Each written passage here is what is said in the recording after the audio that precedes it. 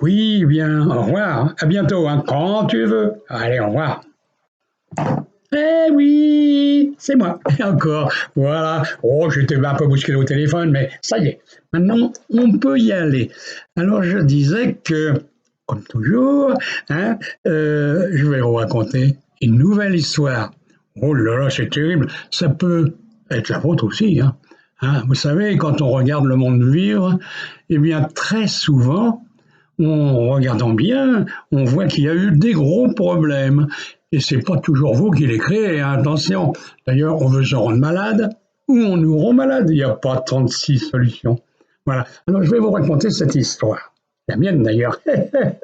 Et oui, il y a 4 mois environ de ça, un beau jour, j'ai commencé à souffrir. Pour un guérisseur, ça la fout mal.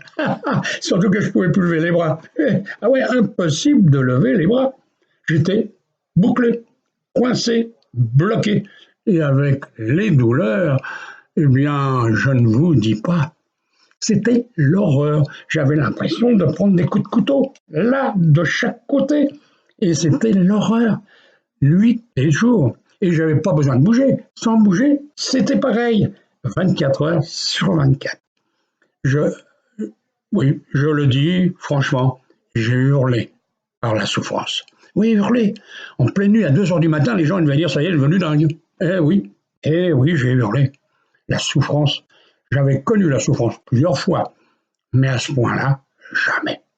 Ah non, jamais. Alors j'ai prié, bien sûr, j'appelle les guides, hein, j'appelle Saint-Georges, Saint-Michel, Saint-Benoît. Ah ouais, je dis aidez-moi à exorciser ça, hein, voilà. Et ben non, hein, ça faisait pas grand-chose, ou si peu que c'était la... Oh, c'était même presque pas la peine d'en parler. Hein. Alors je souffrais, c'est vrai. Et puis ça faisait un bon mois que ça durait ça.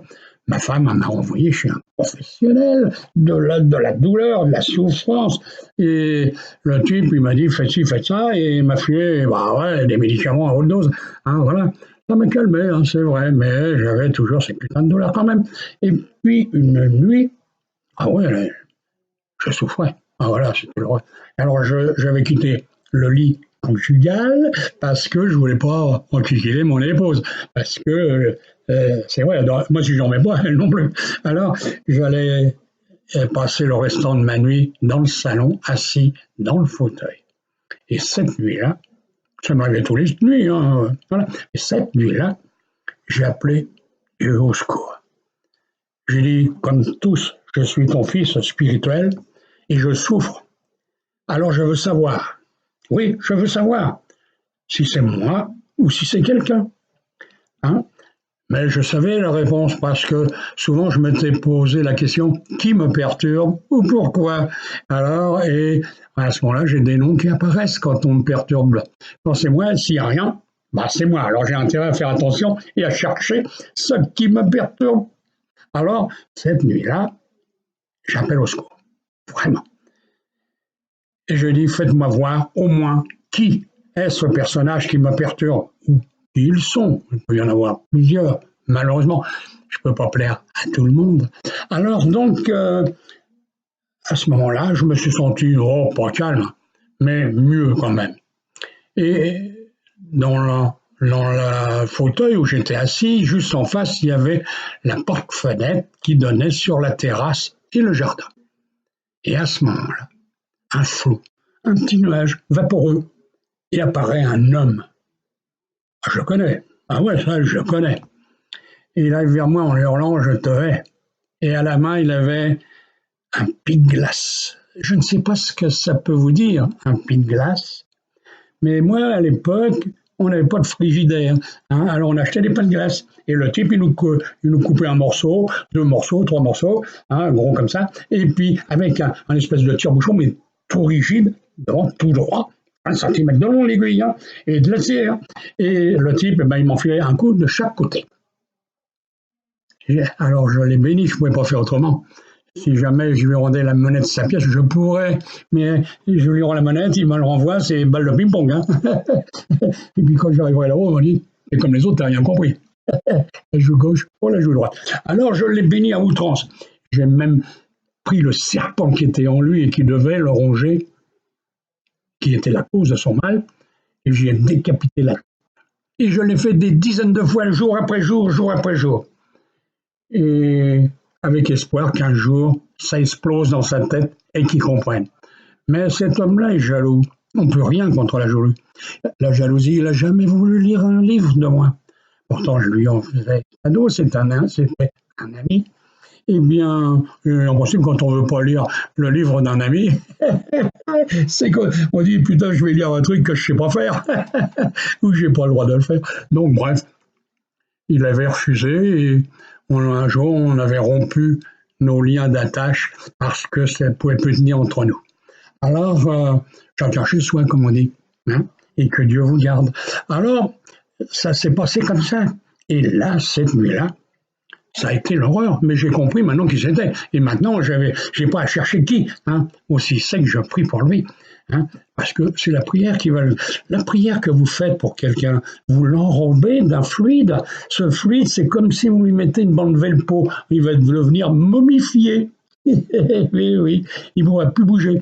Et moi, je lui intimais l'ordre dernièrement. Et ça, je peux le faire parce que je suis maître sur les éléments naturels, sur le spirituel, maître sur l'univers. Je peux commander à l'univers même. Alors, je sais qui je suis. Et alors, j'ai planté l'épée de Damoclès dans sa table de repas, en lui disant, cette épée, elle est plantée dans ta table, mais si tu continues à me persécuter, et si tu n'enlèves pas ce que tu as fait sur moi et ma famille, parce que autour ça se répand, hein. Ça commence par les plantes, les animaux. J'ai perdu mon chien Filou, hein, en 5 jours, et je sais pourquoi. Donc tout ça, je lui ai dit, si tu n'enlèves pas tout ça, l'épée de Damoclès, je te la plante dans le cœur, car je suis maître sur le spirituel, je l'ai dit, et je peux faire, créer et défaire des karmas. C'est mon rôle sur Terre. Je suis là pour ça. Alors, maintenant, j'attends la clé. J'espère qu'il comprendra. Je prie pour ça. Parce qu'il a qu'à s'élever. Il a qu'à, je sais pas moi, penser qu'il a fait une erreur. Il a qu'à réfléchir. Je ne suis pas un mauvais bourg, je ne fais pas de mal, je ne prends pas d'argent. Si on m'en donne, je l'accepte parce que je vis aussi comme tout le monde. Mais je n'ai jamais rien demandé que de l'amour que j'ai donné. Et je reçois. Parce que beaucoup m'aiment. C'est vrai. Chose que ça ne doit pas être pareil. Lui, il a trouvé la solution en aimant les chats. Si on se retranche dans l'amour des animaux, c'est qu'on ne l'a pas trouvé chez les hommes. C'est la clé. Hein. Moi, j'ai tendu la main plusieurs fois. Vous savez, quand un type il vous dit je me suis fait exorciser à l'âge de 8 ans parce que je voyais de mauvaises entités autour de moi, et puis tout le long de ma vie, lorsque je prie, eh bien, j'entends une voix qui me dit tu n'as pas prié cette putain de vierge, non? Cette salope. Quand j'entends ça, j'étais stupéfait. Il dit mais j'ai plus rien, c'est une voix extérieure. Mais oui, mais la voix extérieure, elle est guidée par qui? Par de mauvais esprits, et comme on dit, qui se ressemblent, s'assemblent. Élève-toi, tu l'élèveras, et tu passeras au-dessus de ces entités. Il n'a jamais compris ça. Non, il est jaloux parce que je fais des choses qu'il ne fait pas. Pourtant, il est médium, hein, oui, comme tout le monde. Hein, donc, il fait ça et normalement, ça devrait pouvoir fonctionner. Lui aussi, il pourrait savoir beaucoup de choses, faire beaucoup de choses. Et bon, bah, moi, je lui pardonne en espérant qu'il change très vite parce que le temps pour lui va être compté. Oui. Bon, moi, j'ai fait ce que j'ai pu pour lui. Je prie toujours pour lui, comme je prie pour beaucoup d'autres. Hein. Et oui, mes prières, c'est pour l'univers, hein, tous ceux qui souffrent. Hein, et lui doit souffrir, c'est vrai. La jalousie, ça mord à l'intérieur, ça détruit à l'intérieur, ça rompt à l'intérieur. Je plains les jaloux. Il faut se vaincre ça en soi, ce tourment qui vous mange, qui vous détruit et qui détruit autour de vous.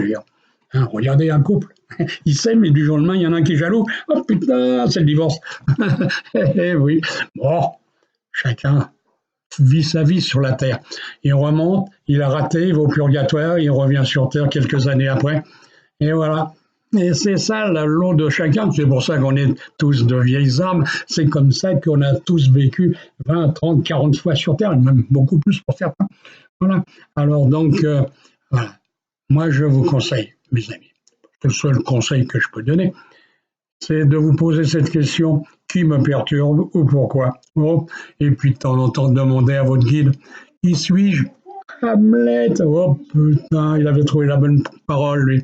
Ouais, qui suis-je? Ben, quand on a trouvé ça, quand on a dit ça, eh bien des fois, bonjour les dégâts. Vous saurez ça si vous le faites. Ouf, si vous avez des défauts.